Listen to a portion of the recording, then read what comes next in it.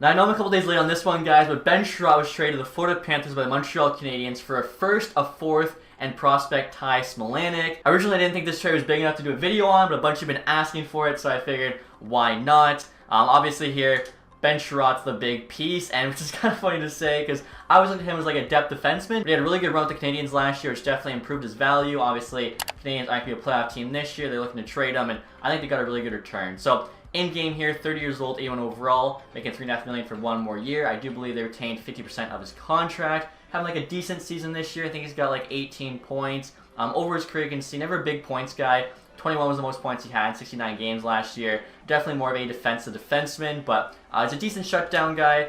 To me, on a good team, he's probably like, you know, your fourth best defenseman, which on the Panthers is probably the case. So Montreal here, I think it's a really nice return. Obviously, they're rebuilding. They're getting a prospect. They're getting some picks. What more could you really ask for? So the fourth rounder is in 2022. The first is in 2023. I believe it's top 10 protected, but I really don't see it being a top 10 pick. And then Ty Smilanic is a pretty solid prospect. He was a third round pick in 2020, and he's playing pretty good in college. He's not like lighting it up or anything like that. So I feel like we could just use a third round pick as a placeholder for him. So we'll see here if Montreal says yes. A first, a third, and a fourth.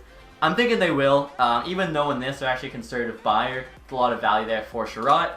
And they do say yes. And after that trade, guys, just an updated look at the Panthers lines. Obviously, they're already stacked with the best teams in the NHL, and they've just gotten better. When they're healthy, this is kind of what I think the forward group's going to look like. I mean, so much depth here. Like, they're going to be tough to match up with in the playoffs. Also, too, they got Owen Tippett scratched right now. There's some rumors that he might be involved in a trade for Claude Giroux, which would be insane. The Panthers do have the cap space. If you add Giroux to this team, say he's like your second-line center, then you put Ben on the third line with Lundell and whoever. That's going to be nasty. Defensively, of course, Weegar, Ekblad's an insane top pair. Gudas forcing on the second pair. I think Niederreiter is injured right now, with Chiarot and Montour as a new bottom pair. In goal, of course, they have a couple solid options, Bobrovsky and Knight. So even if Bobrovsky starts to falter, Knight looked pretty good in the playoffs last year. Next year, guys, I'll give you your first look at Chiarot as a member of the Florida Panthers. Honestly, I don't really think that looks like him. It looks like somebody, though. Is it like Tyler Seguin vibes I'm getting, maybe? I don't know. It looks like somebody else. But there you have Chiarot 8 on the Panthers. Looks pretty good. So now guys are trying to trade from Montreal's perspective. You can see they're actually interested in Chiarot. Of course, we have him at 50%. Third round pick there, just a placeholder for Smilanic. Fourth and first. I feel like they're definitely going to reject us on this one. And they do, which honestly makes a lot of sense to me. When I saw the trade, I thought Florida definitely overpaid a little bit. I think Smilanic's a pretty decent prospect. Personally, I think him with, like, say, a second and a fourth would have been more than fair. The fact Montreal got a first, I think, was really good GM work. Also, too, guys, I figured I'd show you the Yarncroc trade. Had some people asking about it. I don't think this video is going to be too long or anything. So, Calgary got Yarncroc at 50%, which is only $1 million. In game here, 29 years old, 81 overall. He could maybe be like an 82, but, you know, he's a pretty solid middle six winger. Calgary gave up. Second round pick, 2022, is actually the Panthers pick they got from the Bennett trade. Third rounder, 2023, and a seventh rounder, 2024. Flames, obviously, adding more depth to that forward group, already added to Foley. They think they got a good team. They're going for it. Makes a lot of sense, too. Like, Gaudreau's going to need a new contract. I think Tkachuk and Lindholm aren't too far behind. This year might honestly be their best window to win. So, looks like Seattle should say yes. The value's on our side.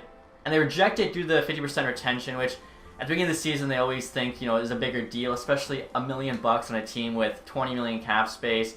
We'd actually be over the max salary cap. So I just sent out a couple of guys. Now the trade works. Also, too, I was looking at Seattle. I'm kind of surprised Yarncroc's value there. Like, I don't know, less than Donato, Johansson, Blackwell. I feel like he's probably got more value than those guys. I don't see them getting all the picks he just did.